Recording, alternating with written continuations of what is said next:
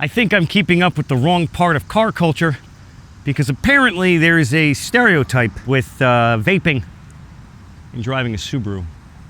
I didn't know this. Hey. Before I kick this video off, I'd like to start by saying thank you to all of my subscribers, new and old. Without you, I would literally have no reason to do this. Just so you know, every single time I get an email about a new subscriber, I thank you out loud, like so. Thank you, Scorpius. Thank you, Mark Linder. Thank you, Mr. Author Sean Karanja. Thank you, SB Lexus. Thank you, Blades Thank you, Not W, and so on. Really, if it wasn't for you guys, I wouldn't be doing this. So I appreciate the support. Subaru introduced the WRX moniker back in 1992 in Japan, which stands for World Rally Experimental. Sadly, we missed some of the best looking iterations since it wasn't brought to the States until about a decade later. I always liked the WRX and the STI models, but I never really knew what the fuss was all about. The main reason I purchased this was because I saw it on a side street one day, I thought it looked like a rally car, and I said, I'd buy that. Turns out, it has some pretty slam dunk performance characteristics for the price. Even fresh out of the showroom, priced at around 26 grand, this car delivers quite well. If I'm not mistaken, this is the cheapest way you can get into a new, quick, good handling all-wheel drive car. In my previous upload, I went over the audio system I installed and showed off the finished product that DDA Tuned in Newburgh, New York put together for me. In this video, I'll be going a bit more in depth about the parts I went with, why I did it, and how I like it. I really never had any intention of upgrading since I was satisfied with the drive as it was, but Subaru forced my hand with a spun bearing at 57,000 miles.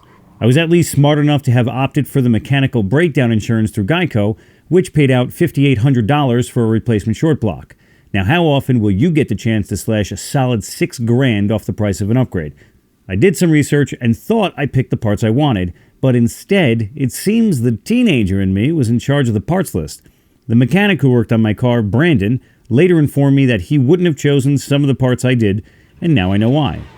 I was a major fan of Subaru because of Colin McRae and his damn near majestic rally driving. So in the spirit of rally, I wanted a car that was as tough as nails and gave me as much feedback as possible, or at least that's what I thought I wanted. Since we all have to start somewhere, consider this a rookie's take at modifying a car.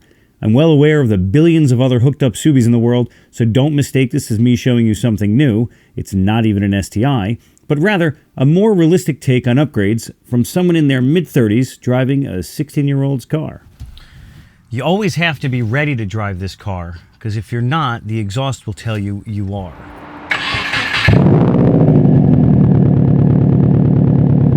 To get this thing into first gear, especially with the AC on, is a very loud and rattly ordeal. The ACT Performance clutch, it's a pretty nice clutch. I'm not going to say otherwise. It grabs really well. One of my biggest gripes about the stock car was the clutch. You had a foot and a half before it even started to grab. Now you have a 3-inch liftoff and then all of a sudden it starts to bite.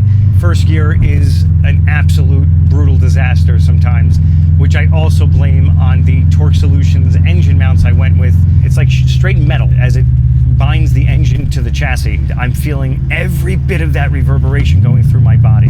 The Kartboy short throw shifter I got is incredibly tight, and this is also a much needed upgrade. I had the stock short throw shifter from Subaru. It was like a dump truck. I couldn't believe you were throwing that thing left and right, up, down, and center. As far as the Invidia R400 exhaust, it is loud all of the time. It's like the only way I can justify the drone sound is by flooring it. It is a lot of fun when you're getting on it. Yeah, that sound is ridiculously awesome. But when you're pulling into your girlfriend's apartment at midnight and you can just feel the entire apartment complex hating you, I went with a TurboSmart blow-off valve, which is some of the funnest sounds you'll get from under this hood. It kind of overwhelms the exhaust sound, which is really hard to do. That constant Darth Vader swoosh, I'm telling you, it forces you to floor it. You don't want to floor it. You're being a good civilian. And then all of a sudden you hear that noise and you're like, you know what? I'm gonna let shit go.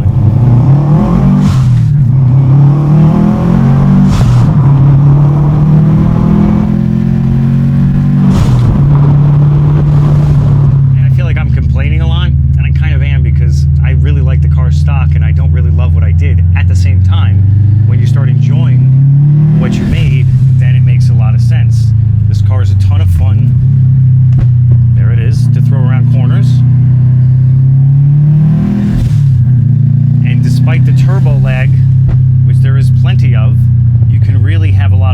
it once you find out exactly the sweet spots to throw it into. I'm not trying to be too aggressive, because it is a hot day, and this car doesn't love hot days. That explosion every time. You want to hear another explosion? Hands down, every time. This was one of the best handling cars I had ever driven, until I drove the Alfa Romeo Giulia, and that totally spoiled me. This doesn't have exactly what that has, but it's extremely close to it. It's extremely predictable, and the all-wheel drive makes it hold on like a champ. The one thing that really did kind of take it over the top was the Dunlop-Reza C2 tires. It's like double stick tape for the road. I've never stuck harder to anything in my entire life with these things. The trade-off to incredibly sticky tires is very, very short tread life. Get about 10,000 miles to a set of tires, especially that's very, very, very hard use. The 17s are about $150 a pop, so for about $600, maybe $700 installed and balanced, I got some pretty solid tires on this thing. Mixed with the performance I have now, the handling now matches the acceleration, which in some cases is a bit too much. See? It's just that eventually I'm going to get arrested for all of that popping. Not arrested, but I'm going to get pulled over. I'm going to get scrutinized for it. And I should be. It's obnoxious as hell. Nobody should be running around town with that sound, unless you can easily turn it on and off, which you can, but you have to primarily avoid churches, schools, police stations, anywhere where there's a large gathering of people that might think you have a loaded firearm.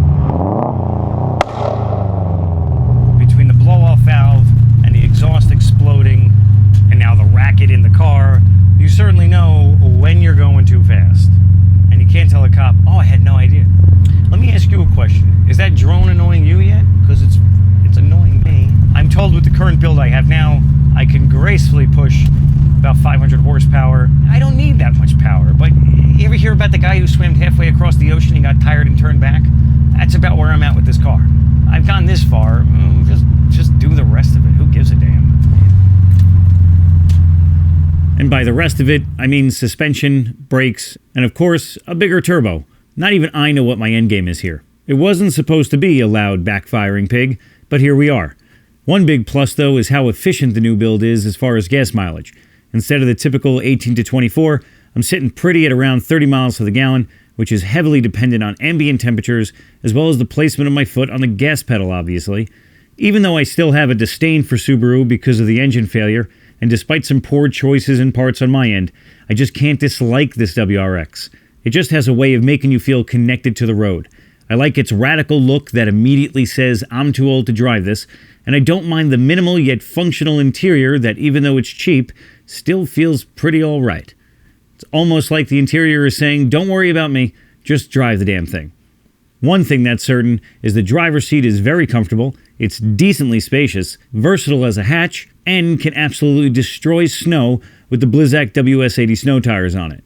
I could easily recommend this car as a used purchase before I knew about the engine issue. Now, not so much. But if you can find one where the problem has been addressed, I would definitely recommend picking one up. There's a good reason why these are touted as such great cars. For a full parts list, check the description below. If you liked what you saw here, like and subscribe. If not, let me know why in the comments below. Just don't be an asshole. I mean, all feedback is welcomed. But as always, thanks for watching.